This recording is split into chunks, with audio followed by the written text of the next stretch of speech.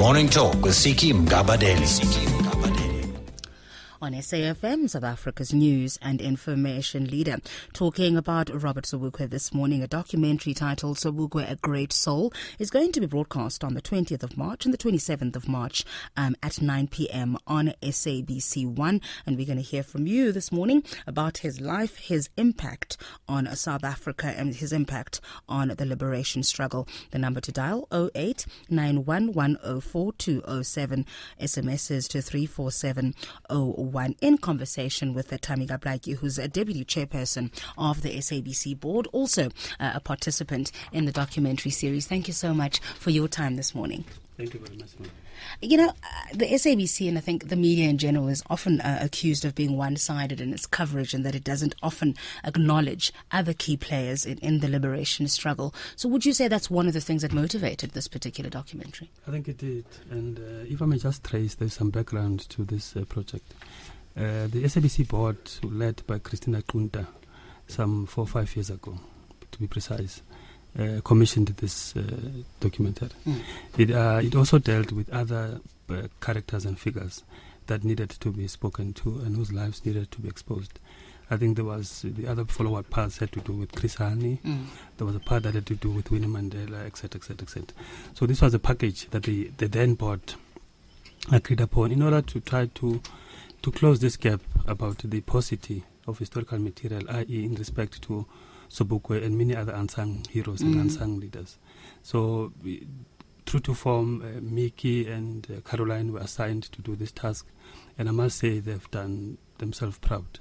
They've outdone themselves. The documentary, I've seen copies of it, I've gone through it. Excellent piece of work. We're going to be proud of the outcome and the product that is coming forward. And my question is that it must and should be available even to schools, to young kids in the communities, to get to understand who we were and where we come from. Let's talk a little bit about, I mean, you were one of the participants in the documentary. What were they looking for from you? Well, 4 years ago, even before I became associated with the SABC, I was called by Mickey simply because he was advised that I was busy with the book on Sobukwe. It's a book that I've been busy with for the past 6-7 years, because it has been an onerous task to unpack and to try to get as much material on Sobukwe as possible. It was on that insistence that we had a meeting. It came down to Vanderbilt Park with discussions in order to have a sense of the material that I had and expose them to the library and files and files and files of interviews that I've conducted so many people, and they were interested to rope me in, as many other people like John Mlambo, many other stalwarts, to speak and to talk about Sobukwe. But mine was more of an academic input into the life of Sobukwe and to close some historical gaps which are prevalent, particularly in the only book on Sobukwe by Pokrant. Many gaps exist in that book, which I thought it was behooving us as intellectuals, especially African activists, to close those gaps and to speak and to write a proper story in Sobukwe. We'll talk a little bit about those historical gaps, but you used the term onerous task to do the research. And one of the things I said was that there is not a single piece of archive, not a single piece of surviving audio recording of this man who was probably one of the most recorded. How is that possible? This is a tragedy about us Africans in general. We do not have possession of material on our own leaders. Even to their lifetime, we don't preserve their stories, we don't preserve their lives. In the case of Sobukwe, there's no audio-visual footage on Sobukwe. This is a man who died in 1978, just after 76 uprisings, but there's nothing, no audio-visual, and he has been visited by the regime in Robben Island for 6 years. Every year, before they could revive or reenact the Sobukwe clause, they will visit him with cameras, with journalists, but to date, nothing exists. We can't Not even in the SABC archive? We have no benefit of his voice. And somebody was saying this thing should be with BBC, etc., etc., etc. But to date, he has been killed long beyond the grave. But some of the gaps that we have picked up that I tried to concern myself with are about his birth. Yes. Who he was. Like Sobukwe, in one of his letters writing from Robben Island, he says that contrary to popular belief, I am Mosotho. His grandfather came from Kuting. His great-grandfather came from Kuting and migrated to the Eastern Cape. So he is a Mosotho. In the Sotho palace or in the Sotho clan reference, ki Motswening. And when he went to the Xhosa, they started calling him Utlati. Okay. Mfene, but his upbringing, his childhood, that formed his character. Christian upbringing, devout Christian person. His mother, leader of the Manyano, women's guild, women. His father, devout church person, but also love for books, because they will collect books. His father worked at the local library. All books that were discarded brought home, and young Sobukwe would devour these books. His father was selling coal, and Sole was selling wood, and Sobukwe would do ordinary chores as a kid, but spend most of the time reading. Him together with his brothers and sisters. So the upright family upbringing that Sobukwe enjoyed, in the long run accounted for his character. But more than anything is God and the gods endowed him with great and prodigious mind. He had a powerful mind. Where did he source his books? Well, in the local communities, he would go to the local libraries. His father was working in the local library. He would spend time there. Yeah. He would be talking to the elders, people who were older than him. He would be reading Info Zabantundu. You know that there was this proliferation of literature in the Xhosa communities. Yeah. In Ngumboya Manyanya, the book by Jordan, A.C. Jordan, a number of texts that were coming up, and the newspapers in particular. He was obsessed with history. His father was a great historian. His mother was a great storyteller. Yeah. So they will sit around the fire, and his mother will be telling all the stories, which he later in life used to a devastating effects in political. In in his speeches and in his own consciousness. What actually would you say informed his political mind, his political consciousness? Sobukwe was a late comer in politics. He started getting involved in politics at Fort Hare. All along he was not. People tried to coax him to get involved in politics when he arrived at Hilltown. He didn't. Instead, he distinguished himself as an intellectual. Yeah. He was a good speaker, eloquent, a good writer. There was a local English essay competition, for instance, if I may give you that example quickly, where all the people in the colony then, called the East and the Western Cape, were allowed to enter this competition. It was an annual essay in English competition. Sobukwe entered. And when Sobukwe's teacher, Mrs. Kelly, realized that Sobukwe was one of the contestants, she withdrew her application. She didn't want to contest. Wow. And there was a teacher there with a master from Sussex who said, no, I'm the best English teacher in this area. I'm going to be part of the contest. And when the results came out, the third place went to Reverend Bailey of the Anglican Diocese in Grahamstown. The second position went to the English teacher with a master's from Sussex. Wow. And the first position in the essay competition went to Robert Sobukwe, a student who was not even political during that time. And the title of his essay was Masilo's Return. It was a war that was fought between the Xhosas and the English, and the Masilo was a hero.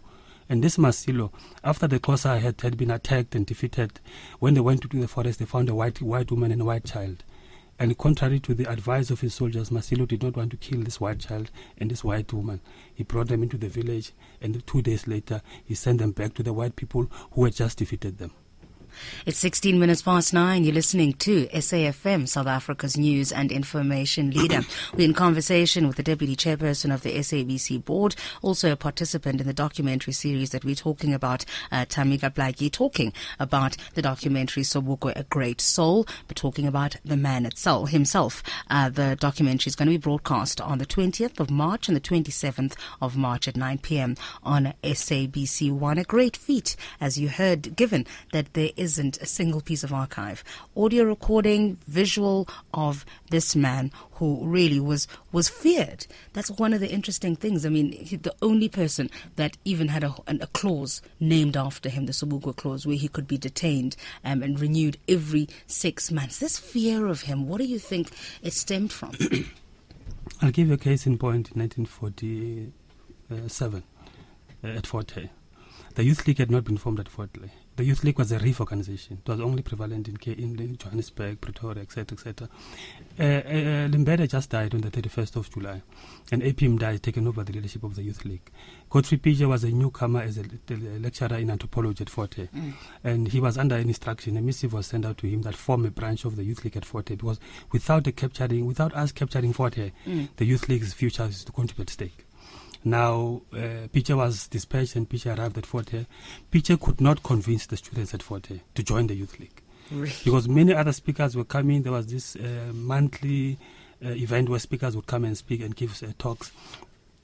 the unity movement came, the Communist Party came, all organizations came to come to win the minds of the students, but they couldn't until A.P. Mda himself arrived. And A.P. Mda, as people know, was one of the best minds that this country has ever produced.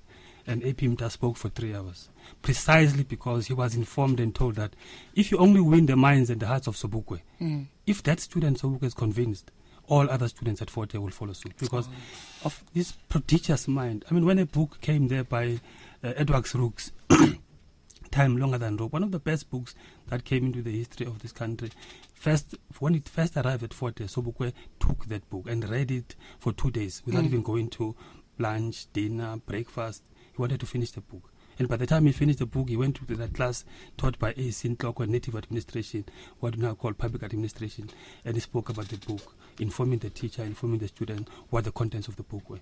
Now, you're dealing with a person of like I said, the prodigious mind, fecundity of thought, brilliant, but his brilliance was also couched by his humility of character and uprightness of character. Very principled, outspoken, visionary, but down to earth. In the discussion he had with Ganya, he says, you must be as humble as a leader to take the bucket and to go to the river and to fetch water for other men, but still maintain your credibility. Wow. We're going to take calls on 0891 104 207, 0891 104 207, SMSs to 34701. Let's take a call from Tabiso in Soweto. Tabiso, good morning. Hi, Siki, how are you? I'm well, thank you. And also greetings there to Kaplaki. Yes, sir. Yeah, Tammy, my greatest, theme that I want to take out from Sobukwe's politics for me is the question of the communist, the role of the South African Communist Party in South African politics, where he predicted that these people in South Africa we have actually quacks, And if you look at the history of the Communist Party and the destructiveness that they played in the history of South Africa, starting, for instance, with the drafting of the Freedom Charter, where we are told that, in Kliptown, the Freedom Charter was representative. Everybody came with documents from all over South Africa. And then we discovered through the writings of David Smith that actually everything that was there, it was stolen, you understand? And the Freedom Charter was single-handedly drafted by Rusty Bernstein, one of the South African Communist Party, a member of the COD, And then you look at the Sunset Clause that was played out by the Freedom Charter in the South African Communist Party in 1990. And most importantly, the persuasion by South African Communist Party that actually black South Africans, you are not fighting colonialism as such. You are fighting, apartheid laws, the Verwoodian laws, And then South Africa was taken out from the Organization of African Unity as a country that is colonized. It's an independent country. They just have small problems, until the formation of the PSC through the influence and the writings of people like Robert Sobukwe. So my question is really, this destructiveness and the role played by the South African Communist Party, and then the prediction that Robert Sobukwe said, what have you to say about it? All Thank right. you. Thanks, Tabiso. Simpiwe in East London, good morning. Good morning, Vicky, and good morning to Tammy. Yes, sir. Just one comment I would want to make, perhaps also indulge a little bit on the topic. I've always been fascinated by Robert Sobukwe, having read a little about him, but also having developed an insight and the love of man.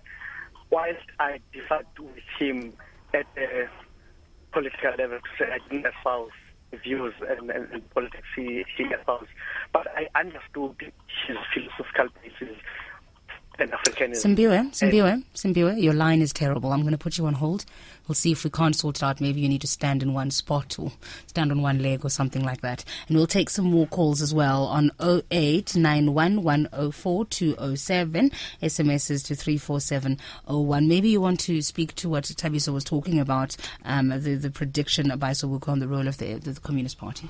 Well, if you look at 1948 until 1958, before even the formation of the PAC, the Youth League in particular, the one that was in charge of the branch in particular in Soweto, Orlando, i.e. Pretoria, and the Vaal, and in some areas of the East London and Cape Town.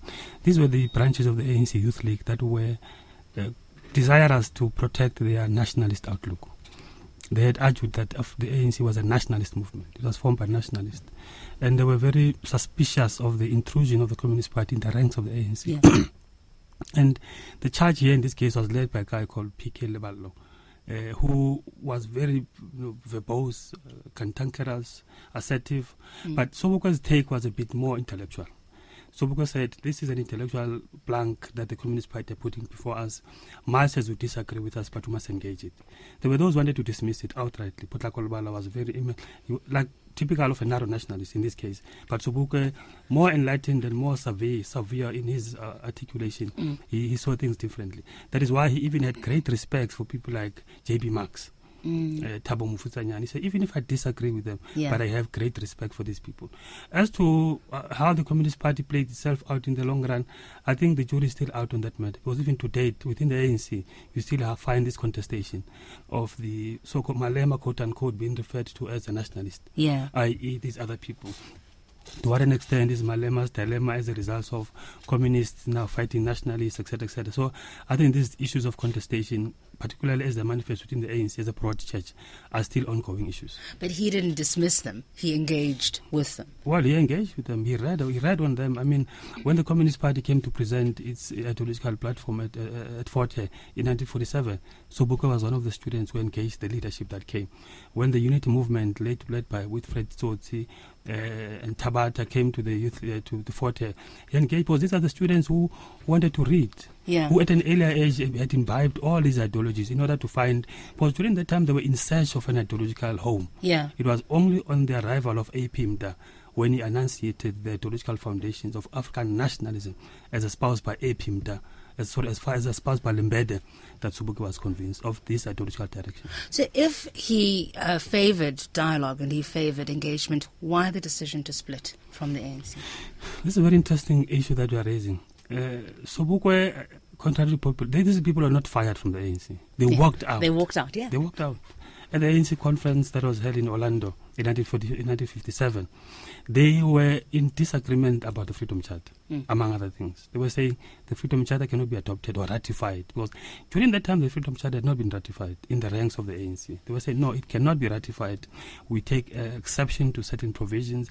The land belongs to us. The land cannot belong to all who live in it, etc., etc. This is a compromise document. But it was only when also the character of Lebalo comes into the equation, when things became physical, when things became personal. I remember there was a case in his history point when Lebalo had a scuffle with Lilian Ngoyi, for instance, a physical scuffle that ensued, at that Orlando meeting. So Sobukwe and others, because they've been trying to persuade the ANC within its own ranks, they decided to walk out. So it was not like they were expelled. They decided to walk out to say, in Sobukwe's terms, he says, it is difficult to defeat a bureaucracy. You cannot and you would not defeat a bureaucracy. So let us heave out and find our own course, and hence the letter to part ways. We have come to a realization that we're parting ways. We are going to inherit the ANC as it was initially contemplated in 1912. We see ourselves as inheritors or progenitors of the original ANC. So it was out of those tensions that had taken place, but contrary to other people say, they were not fired, they walked out in mass to form this new movement. Let's hear again from Simpiwe in East London. Simpiwe? Good to be back. Thank you, Siki. Perhaps let me make concluding remarks. I'm grateful to not only to Tami but also to the SABC for having a platform for us to be able to reflect on the life and times of Sobukwe. Very rarely has, in South Africa, for the past 18 or 20 or more so years, that we have been able to be given an opportunity to have an insight into the other leaders who have characterized the vast experience of the liberation movement and of the recent history of South Africa. And it's a pity that the history in South Africa has been dominated by one party. Unfortunately, I'm a member of that party, and I have always had this concern that why do we want to paint a picture of South Africa as if South Africa was only about the leadership of the African National Congress, notwithstanding the great strides and sacrifices its leaders has made, but side by side, the sacrifices and strides they have made, they are gallant fighters and heroes and heroines like Sobukwe and the rest. And our children, not only us, but our children and their children deserve to know about these great leaders that this country has produced. Thank you, Siki. All right, thanks, Mpiwe. Vusi in Pretoria. Hi, Vusi. Hi. Kaplaki. Yes, sir. Could you speak to Prof with regards to the issue of race, please? Okay. And also coupled to the land issue as it is in South Africa. Thank you. Thanks, Vusi. Balenhle in Durban, morning. Hello. Hi. Hi. I've always been fascinated by this man, Robert Sobukwe, since I went to Robben Island, because it was just absolutely fascinating to me how he had been totally isolated and separated from all the other prisoners, and also the atmosphere in his house was just something absolutely tangible as being, and the thought that came to me when I was standing in there was that this must have been an incredibly powerful individual who had to be taken away and isolated like that and left on his own, and then I think returned to house arrest for the rest of his life, as far as I know. Incredibly powerful, charismatic, dynamic leader that was just lost to South Africa.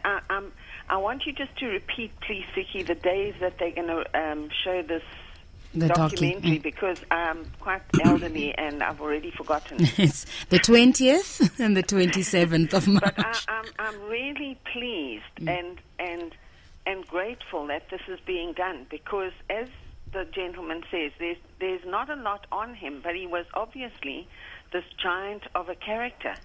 And I'm just fascinated to see this documentary. I'm actually sad that it's only 2 airings, but I'm going to be very, very happy. What time is that? At 9 p.m. So it's a 2-part series, so you've got to watch both. Yes. Yeah. All right. Okay, and I'll repeat it again. again. And congratulations to everybody. I think this is a phenomenal project. Thanks, Mbalenhle. That's Mbalenhle in KZN.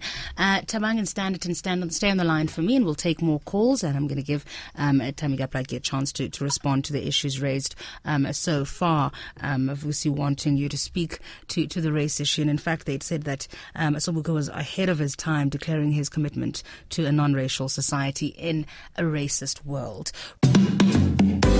Morning Talk with Siki Mgabadeli. Call 0891 104 207. SMS 34701.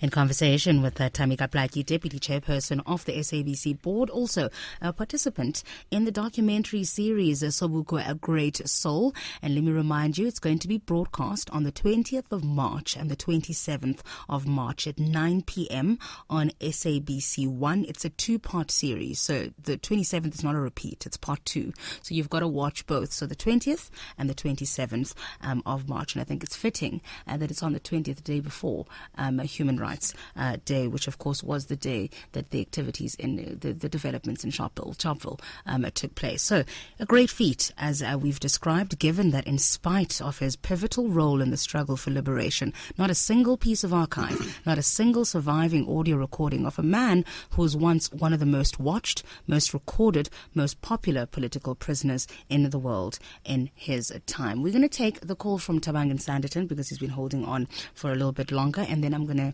give Tammy a chance to respond to the issues raised. So, Tabang and Standerton, morning. Good morning, Vicky. How are you? I'm well, thank you. Thank you very much. Hi, Tammy. How are you? Fine, sir, brother. Fine, man. I hope you are enjoying yourself in the SABC since you've been appointed after joining the ANC. No comment. Okay, thanks. Yeah, well, you are talking about the great man, a man who has started the defier of the undefiable. The history of Sobukwe was written in blood, and I don't believe that there are any lies that will ever erase the legacy of Sobukwe, whatever that the apartheid government has tried, like, for instance, erasing all the archives of Mangaliso and all of the recordings, as they are not available in the modern time. Like, for instance, now, that we'll ever forget about Sobukwe. But coming on the other issues that Tammy talked about them, that Sobukwe and the others, they were not expelled from the ANC, that they walked out in the Congress. I hope, Tammy, you will remember that Tumaganokwe tried to disband the branch of the ANC in Orlando that was being headed by Putlako Libalo, and eventually Putlako Libalo was expelled from the ANC. And before that, in the Transvaal Congress, the ANC organized the thugs who came with the noctiris in the Congress, and as a result, the Africanists decided to move out in the Congress, where Sobukwe pronounced that theirs was a political problem, but was a political problem against oppression, nothing else again. And again, as well, in 1958, Bloemfontein Congress, the National Congress of the ANC, the doors were closed against the Africanists, and as a result, they were not able to contest their issues in the Congress. So that's how the PAC came into being as a result. So, my brother, may you please do not distort history. So I will say, well, technically, the Africanists were expelled in the ANC and through the influence of the communists. Thank you. All right, thanks, Tabang. That's Tabang and Standard. I'm going to read SMSs in a moment. Let's read some messages on Facebook. And Jangase says, Robert Sobukwe is a giant, a great son of the soil. I will be listening. A liberation struggle that does not restore land to a colonially dispossessed people is a failed liberation. And another one says, yes, we need to talk about, that's Muji, says we need to talk about these legends who are greater than life. Steve Biko is a legend who has certainly not been given the limelight he deserves. Vusi on Facebook says it is good to notice that at long last the legendary Sobukwe is getting the recognition he deserves. And Wipelo says, Siki, I'm loving the topic about one of our greatest intellectuals this country has ever produced. Some of your SMSs, Mohale Khapane says, we are thankful to Tammy for the history of our leaders that he is so passionate about to tell it. And Galix in Groenpunt says Sobukwe was one of the greatest leaders in Africa. His spirit will live forever. Sajin Indenze says, I've been wondering when the SABC would do documentaries of other parties like the PAC, because it only feeds us about the ANC. Thank you, Tami Gaplaki. And Spio and KZN says, what is Tami's comments on the allegations that he alone has destroyed Sobukwe's party, the PAC, when he formed a splinter group, PAM, and deserted it after all? And Sandy Lengidi says, Sobukwe deserves our epic songs and salutes and reverence. And Lazola says, the iconic black leaders of the past must be so disappointed in our current corrupt, incompetent government. Sipo in Orlando says, seeing that you are now in ANC cadre, do you still subscribe to Pan-Africanist ideals? And Baseka Makoti says, my presidency will change the Colonial Roads University to a Robert Sobukwe State Institute. So those being some of your SMSs sent through to 34701. So let's respond to everybody before I take any more calls. And Vusi wanted you to talk about the race issue and the land issue. Yes, but before that, let me tell you Tabang's matter. Let me just repeat what I've said with emphasis. Comrade Tabang, the PAC walked out of the ANC conference. There were many reasons. I'm not trying to downplay the factors that leading to that decision. There were many frustrations that they expressed over the 1952 defiance campaign, how it was inconclusively ended, their quarrel with Dr. Moroka, for instance, having abandoned the cause of the ship at a later stage, testifying in mitigation, whilst they've said that we are not going to testify in mitigation. So the reasons are ample. We don't have time to go into those details. Suffice it to add that there were two groups of so-called hired armies at the ANC conference in 1957, which led to the breakup of the PAC. There was a group called Msomi gangs, allegedly from Alexander Township, which was said to have been brought in by some of the leaders of the ANC. There was a group called Marashia, the blanketed people from Lesotho, who were mainly in Mufulo and in some parts of Soweto, who were brought in by Putlako Libalo. So there was a big standoff because the stakes were very high in those conferences. So the same tensions you find in these current conferences of the ANC and other political parties, where there's fist fights, where the emotions are high, those tensions were also manifest in the in the 50s. And it became physical. Very physical. I mean, there were guns. Some people had guns there in those conferences. So I'm not trying to downplay those instances, but the decision is that the PAC was not expelled. The PAC, historically, not technical, historical fact, the PAC walked out. And even the letter that they wrote, he said that we have walked out on these reasons. That must be understood. The question of race. There are two dominant philosophical derivations of race, the Christian one and the one by Darwin. Charles Darwin says we've evolved from Homo habilis, Homo sapiens, Homo erectus, etc., and finally became Homo sapiens. The Christians argue that the current trajectory of mankind, as distinguished by the three main groups, the Mongoloids, Afro-Noids, and the Caucasians, are as a result of the children of Noah, who after the ship had landed, when the water had receded, and they started going to different planets. And because of geographical conditions, then we have the makeup of whiteness, we have the makeup of Asians, we have the makeup of blackness, as a result by influence of material and geographical conditions. So Sobukwe's view was that regardless of all those inputs, we are one race. Hence the common derivation, we come from the human race. In the 50s, when it was fashionable to talk about multiracialism, Sobukwe insisted that we must speak about non-racialism. He says race has no plural.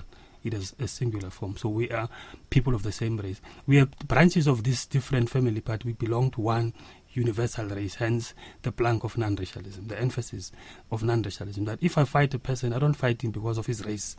I fight him because he's an oppressor. We are fighting oppression, because when race changes and oppression still continues, what are we going to do? Yeah. We don't fight people because they are white. A white oppressor can as well be replaced by a black oppressor. What are we going to do? Because one of the perceptions has in the past been that the PAC does not like white people, and that's been that is one thing that the PAC has always said is absolutely untrue. I think all political parties of African people, from AZAPO, the ANC, and the PAC, speak on one plank in this matter. There's this bookie that was being punted around the PAC, that the PAC wanted to take white people to the sea. Yeah. The statement that was made in the flare of fury, spare of the moment by Potlako Lebalo, one of the addresses that he made, which was elevated in all the newspapers, the Bantu world in particular, that the PAC, through Lebalo, says we're going to take white people into the sea. He was radical, as I said, cantankerous.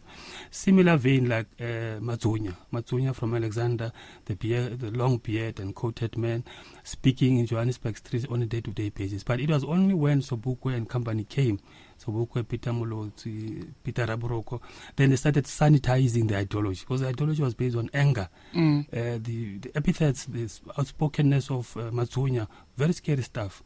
These are young people who are very upset and very angry. Remember, the African people had just come from the Second World War. So they were militarized, so they were not mincing their ways. But it was up to Sobukwe to give that content and to shape the ideology and to give it the finesse and the superiority that it later embraced. The land issue? Well, the land issue, in one certain terms, the first casualty in Sobukwe's books and in the many other speeches that many of these compatriots made, is that the first casualty when white people arrived here was land. Long before the enactment of one single law, the first foremost casualty that we lost was the annihilation of our land. And the struggle must speak to that land question. We can't subdivide or multiply any commodity unless we have identified the ownership thereof. In this case, the ownership of the land in Africa speaks to the African people. Recently, Connie Mulder came with this twisted logic of history. Peter Mulder. And if you look at Peter Mulder is taken after his father, Connie Mulder, who was disgraced in 1978 in the info scandal, because he had lied to the cabinet, he had lied to the country. Now, his son, so many years later, Peter Mulder, wants to follow the footsteps of his father by blanketly lying about the historical facts of our nation. Sobukwe even indicated in one of his letters from Robben Island that if I have a big house and you knock into the door, you don't find me in the kitchen, you find me in the bathroom, you can't subsequently claim that the kitchen belongs to you. This whole house is mine. When white people arrive at a particular space in time and found nobody, they cannot therefore legitimately claim that this does not belong to us. African people claim every corner and inch of Africa, irrespective of whether they were there at a particular point in time. But the fact is they never arrived. We never came by ship, we never came by boat. We were indigenous to the African conditions. And the same applies to the colored people. As a result, they never came. And as a result of miscegenation, a contact between oppressor and the African people under certain circumstances. That is why we have the colored people. And they have an equal claim to Africa as Africans. And white people, if they accept how we should do things, non-racialism, stop becoming oppressors, they are as much as willing and accepted to be as Africans. Land reform in its current form, how do you think it ties in with the way that Sobukwe saw the land question? Well, the NUMSA president, Cedric Gina, spoke yesterday. He's also one of the board members of the SABC. I was enlightened by his input at the NUMSA conference that one of the things that we must contradict and correct is a sunset clause in the Constitution, in the CODESA. CODESA has big benefits, but at the same time, CODESA trapped us by way of compromise. We can't compromise and sell out our birthright to land. And land means not only food, but land means economy. Land means wealth. Land means philosophy. We are one of the people who are well endowed in this country. We have everything from guava to gold, everything from copper to cabbages, everything from potatoes to platinum. We are well endowed, but why are we poor? Why are we now becoming the net importer of foodstuffs in our own country? We are going to starve. We're now importing chicken from Brazil or Southern America. We can't even produce chicken for our own consumption in this country. Maize, a simple basic diet of the African people. We are importing it simply because land reform is not speaking to agrarian revolution. We need to have revolutionary, not just reform, agrarian revolution that is going to fundamentally change and alter the landscape of agriculture and the power relation, and also create a peasant class. Have agricultural colleges where people are going to be taught. Everybody else is saying we must do maths and science, but maths is not going to feed us. We need a cadreship of young people who are unemployed in the streets to be sent not only to become BEE graduates or want to get tenders here and left, right, center, but to be involved in the production process. We must learn from countries like China. They are who they are today because of agrarian and rural reform and rural revolution. All right, let's take some calls. Sipho in Orlando West. Morning. Morning, Siki. I'd just like to thank Chami for coming through. I wanted to commend him. I'm sure he's the one who influenced the documentary. But I also sent an SMS. You've read it. I wanted to know if he still subscribed to the ideals of the Pan-Africanist movement.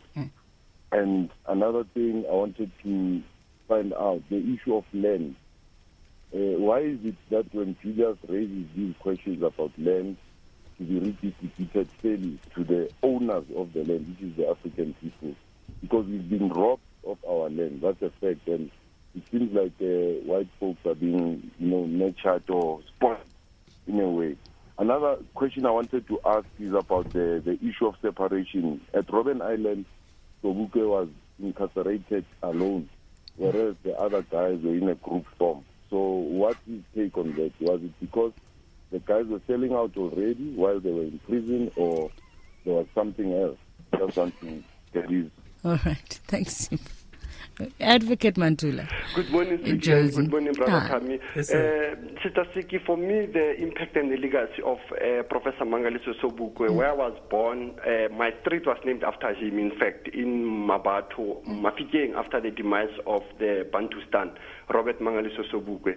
And even at the school that I went, and in my tertiary levels at Vista Soweto, we have a building named after Sobukwe. So one will say that we will want to applaud the filmmakers who worked on this archive. But again, to look at this eloquence of Robert Sobukwe again, that even in Kimberley, he had a close relationship with the Rastafarian community, that I learned that even there when he was banned in Kimberley, he could even represent some of the Rastafarians who were in confrontation with the current, with the previous apartheid law system. But finally, it was to look at Brother Tami to say, this is the man who has been celebrated twice in a row. In February, you'll remember that people will say it is Sobukwe man. In March, again, when you look at Sharpeville Langa massacre, you still look around this character of Robert Sobukwe. But how do we take the teachings of Sobukwe to the curriculum at lower level until university? Because this was not only a mere political figure, but a great philosopher of the African continent. Thank you. Right. Thanks, Advocate. Desmond in KZN, morning. Hello, Desmond. Hi, Desmond, yes. Yes. actually this great man, I was not here when actually he had a meeting out in Durban. So that the people were highly fascinated when he said, I'm not actually against the ANC, but what actually is that Ipachi in ANC, as you can see, because he was talking about the Group Areas Act. So he said you can see other people when they go to the business sector of Durban, they just walk. Other people have got to travel in buses and trains to get to Durban. There are other people, I remember, when we went out of a function at night, let me say like in YMCA, you had to produce a pass because after 11 you were going to be arrested. So Sobukwe was treading on those lines, saying that how can you struggle with people that are free, are not after passes at night, are traveling on foot to get to West Street and all those things. So he was on Group Areas Act saying, Ipachi, ANC, inqinqi ngokum. All right, we'll read some SMSs and see if there's messages on Facebook as well, and I'll give Tammy a chance to respond. We'll do that in a moment. Morning Talk on SAFM. SMS 34701. 5 minutes to 10, wrapping up our conversation with Tammy Kaplaki, Deputy Chair of the SABC Board, also a participant in the documentary series that we're talking about, Sobukwe, A Great Soul. It will be broadcast on the 20th of March and the 27th of March at 9 p.m. on SABC 1. It's a two-part series. So part 1 on the 20th of March, part 2 on the 27th of March, 9 p.m. on SABC 1. And it explores Sobukwe's life and provides a platform for his voice to be heard decades after he made his mark and putting his name back on the world map of great liberators. So some SMSs. Here's one. Tammy, and I've heard this allegation made in the past. This is from Sam, who says, what was the role of the American embassy in the PAC split from the ANC given the Cold War anti-communism? You want to start with that one? I think there is a book that has come out by one of the American spies who used to work in the South African context. He used to work with some Brigadier Van der Beek, to be precise, the one that who worked with Pieter Murder's father in 1978. Van der Beek. He was in charge of the South African intelligence system. This book alleges or makes a case that some of the people in the PAC leadership were infiltrated, i.e., in this case, this book singles out Leballo. They say that Leballo also worked in the American embassy he was like a messenger at some point. I think after I was expelled as a teacher or something like that. But there is no concrete information in this relation because this guy is just casting aspersion on these characters without saying to what an extent, if there were people who infiltrated, remember it was Cold War politics, to what an extent did this spill down or cascade down to the leadership of the movement? Because I dare want to emphasize the fact that there's just no way in which Sobukwe could have been an informer of the American system. No Mutuping, no Pokela, no Mlambo, no some of the great leaders who led this movement. Similarly, the same case can be made about the ANC infiltration, the ANC, Azapo, etc., etc. So it was. I take it that with a pinch of salt, but people must go out and read this book. It's available in also the leading bookstores. But second, let me deal with the issue of the Robben Island. Sobukwe was kept in solitary confinement for 6 years. Now, I don't want to agree with the speaker who says other people, because they were not in solitary confinement, they were selling out. I mean, it's nonsensical to say other leaders who were held there, because Mutuping was held there, he was not selling out. Yeah. Mandela was held there, was not selling out. Pokela, Mlambo, does it mean all of them were selling out? I mean, this is a very shallow argument. But one of the bishops would come, because he was Methodist, to give him a sermon, or to give him Mtendeleko, as it were. In one of the cases, one of the bishops who wrote and subsequently sent his letters through, is that first time he met Sobukwe, he wanted to pray for him. And Sobukwe says, no, let me pray instead. And this bishop says, this senior person in the church, in the Methodist church, he said, we knelt down. Because Sobukwe was not even allowed to speak to the warders who were giving him food. So it was an opportunity for him, looking forward to the arrival of this bishop, a person with whom he's going to confer and have a discussion for the first time. And he said after kneeling, Sobukwe prayed. And this minister in the Methodist Church says, in all my life, in my 65 years of existence, I've never heard such a powerful prayer. Wow. This was the measure of a man himself. He was always looking forward to meeting his family. He had difficulties in getting permission to have his children to visit him. And he would write in the letters that we have sourced from Robben Island how he was looking forward with great fondness at the arrival of his family, the arrival of his son, twins, the arrival of his daughter, and the stories that he would tell them. He says, I can't wait. I would release an opportunity to have you sitting on my lap, and I'll tell you stories as they were told to me by my mother about our nation and where this nation comes from and where this nation should go. Why the isolation? Remember, the Foster government passed an act of parliament, and they said when they kept Robben, when he was supposed to be released in 1963, after having served his 3-year lawful sentence, his family was looking forward, the press was going there, Stan Mujwadi and many other people waiting with anticipation at the arrival of this hero. But alas, it did not happen. And the cabinet met, and lone voice by the opposition, Helen Suzman. Notwithstanding that voice, the cabinet passed a decision. One of the motivators was saying, we are going to become our own executioners. Should we dare release this man, we will be our own executioners, to quote our children and our children's children will not forgive us, because this man is going to fight white domination. So the Lock Act was passed and was kept in solitary confinement for 6 years and